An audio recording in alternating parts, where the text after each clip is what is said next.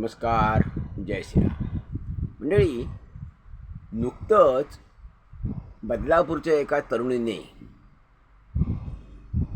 प्रभू श्रीरामांविषयी जे वक्तव्य केलं आहे ते अत्यंत घृणास्पद आहे, निंदनीय आहे आणि त्याचा सर्व क्षेत्रातून निषेध होत आहे. निषेध व्हायला पाहिजे आणि निषेध होणारच, म्हणजे होत आहेच.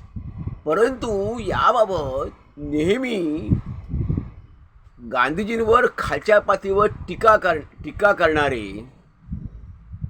करण्यात गांधीजींवर वाटेल ती टीका करण्यात नंबर 1 असणारे आणि आम्हीच हिंदुत्वाचे कैवारी, आम्हीच हिंदुत्वाचे तारणहार, आम्हीच हिंदुत्वाचे कसे रक्षक आहोत असे मानणारे तथाकथित हिंदुत्ववादी महान नेते संभाजी भिडे, शरद पोंक्षे, सदावर्ते हे गप्प का?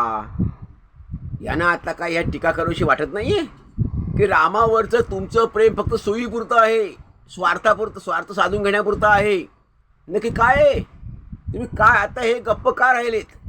संभाजी भिडेंची प्रतिक्रिया आलेली नाही आहे, सदावर्तेची आलेली नाही आहे, शरद पोंक्षेची प्रतिक्रिया आलेली नाही आहे. शरद पोंक्षेला संभाजी भिडेंना गांधीजींविषयी टीका केल्याशिवाय, गांधीजींवर काही टीका केल्याशिवाय, खालच्या पातळीवर जाऊन टीका केल्याशिवाय, काही बोलल्याशिवाय झोप लागत नाही. मग रामावर टीका केली तुम्हाला चालते का? तुम्ही हिंदुत्वाचे रक्षक स्वतःला समजताना, ठेकेदार स्वतःला समजताना, जिचे काही हिंदुत्वाची ठेकेदारी आम्हीच घेतलेली असा यांचा आव असतो, हिंदुत्वाचे रक्षक आम्हीच आहोत असा यांचा आव असतो, अशी यांची भूमिका असते आणि यांची त्यात अहमिका असते की मी मोठा, मी हिंदुत्वाच्या ह्याच्यामध्ये रक्षण करण्यामध्ये मी पुढे आहे, स्पर्धा लागलेली असते. मग असे लोक सदावर्ते, शरद पोंक्षे, संभाजी भिडे, रणजित सावरकर, ही अशी सगळी मंडळी ही गप्प का?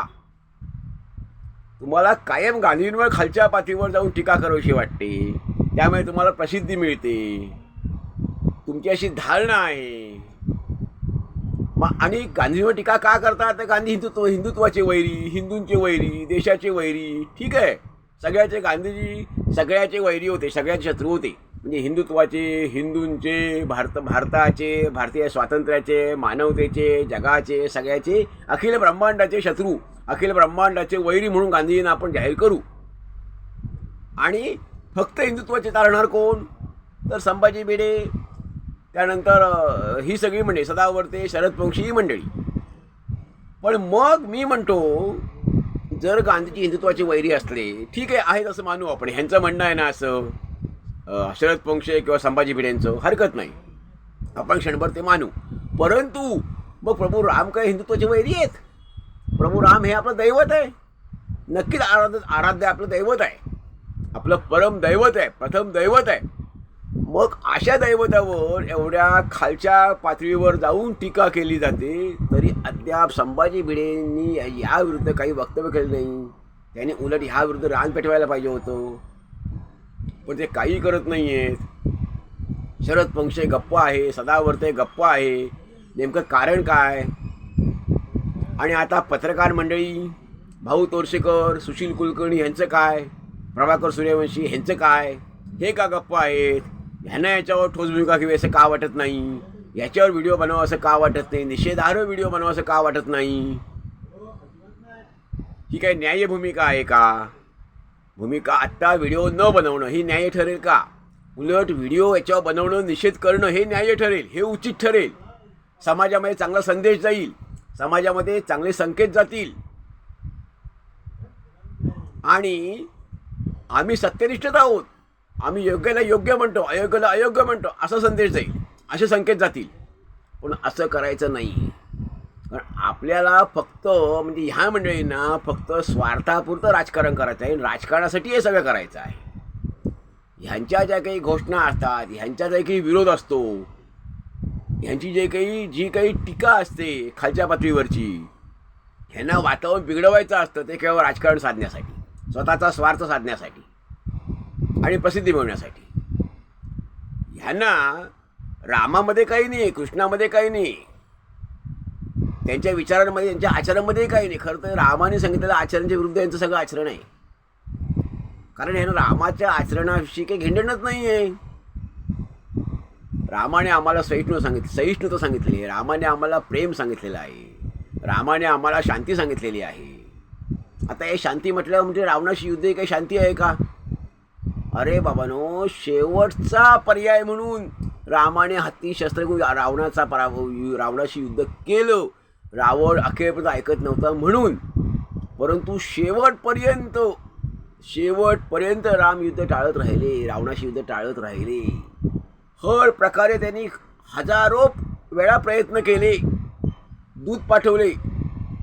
रामायणाचा वाल्मिकी रामायणात उल्लेख आहे की रामाने हर प्रकारे प्रयास केले, परंतु प्रयासाला यश आलं नाही.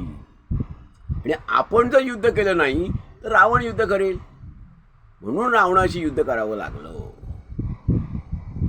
आणि युद्ध करणं, रावण युद्ध करेल की नाही याच्यापेक्षाही रावण हा अनितीचा मार्ग पत्करलेला होता. त्यांनी माता सीतेला म्हणजे एका स्त्रीला पळवून नेलेलं होतं. ते अत्यंत निंदनीय कृत्य रावणाने केलेलं होतं. त्यामुळे अशा स्थितीत रावण ऐकत नाही आहे, त्याला ती चूक कळत नाही आहे, तर मग त्याला त्याचं शासन मिळालंच पाहिजे, म्हणून रामाने युद्ध केलं. पण राम हे शांतिदूतच होते. रामाने प्रेम, बंधुभाव, दया, क्षमा, शांती, सहिष्णुता याचा संदेश दिला आहे. तेव्हा ह्यांना मग रामाची उदारता का नको, रामाची सहिष्णुता का नको, रामाची शांती, रामाचं प्रेम का नको, रामाचा बंधुभाव का नको? ह्यांना तो नको आहे. ह्यांना ह्या विचारांशी कारण ह्याबरोबर रामाच्या विचारांच्या विरुद्ध यांचं आचरण आहे. संभाजी भिडे, शरद पोंक्षे, आणखी सगळी मंडळी जी आहे यांचं बरोबर ह्या सगळ्या रामाच्या जे रामाकडे जे गुण होते, रामाने जे विचार दिले त्याच्या विरुद्ध यांचं आचरण आहे.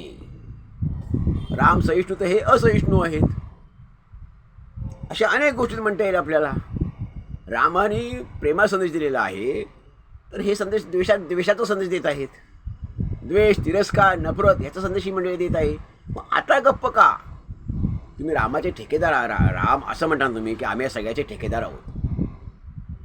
मग आता गप्प का? ह्याचा अर्थ तुम्हाला रामाशी देणे घेणं काही नाही.